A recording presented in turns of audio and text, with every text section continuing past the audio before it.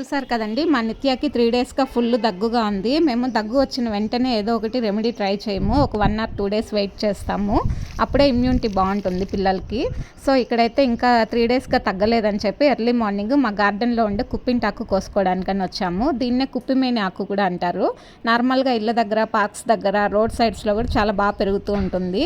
దీన్ని ఆయుర్వేదిక్లో చాలా రకాలుగా యూస్ చేస్తారు. మేము రెగ్యులర్గా యూస్ చేసింది అయితే పిల్లలకి కోల్డ్, కాఫ్, స్కిన్ అలర్జీస్కి చాలాసార్లు యూస్ చేసాము. రిజల్ట్ అయితే చాలా బాగుంటుంది. జస్ట్ ఇలా ఫ్రెష్ ఆకులు తెచ్చి సాల్ట్ వాటర్లో 2 to 3 times నీట్గా వాష్ చేసి కాసేపు సాదే రాయి పైన కొన్ని డ్రాప్స్ వాటర్ వేసి నూరితే ఇలా రసం వస్తుంది. ఈక్వల్ క్వాంటిటీలో ప్యూర్ హనీ వేసి పిల్లలకి పొరగడుపున మార్నింగ్ తాగిచ్చామంటే ఒక్కొక్కసారి వామిటింగ్ కూడా అవుతుంది, కానీ భయపడాల్సిన పని లేదు. గొంతులో గల్లా అంతా వచ్చేసి రిలాక్స్ అయిపోతారు. వామిటింగ్ అవ్వకపోయినా 2 డేస్లో అయితే క్లియర్ అయిపోతుంది. మేము స్కిన్ అలర్జీస్కి కుప్పిమేని సోప్ కూడా ఇంట్లోనే రెడీ చేసుకుంటాము. ఆ రెసిపీ కూడా షేర్ చేస్తాను. నచ్చిన వాళ్ళు సబ్స్క్రైబ్ చేసుకోండి. Thank you so much.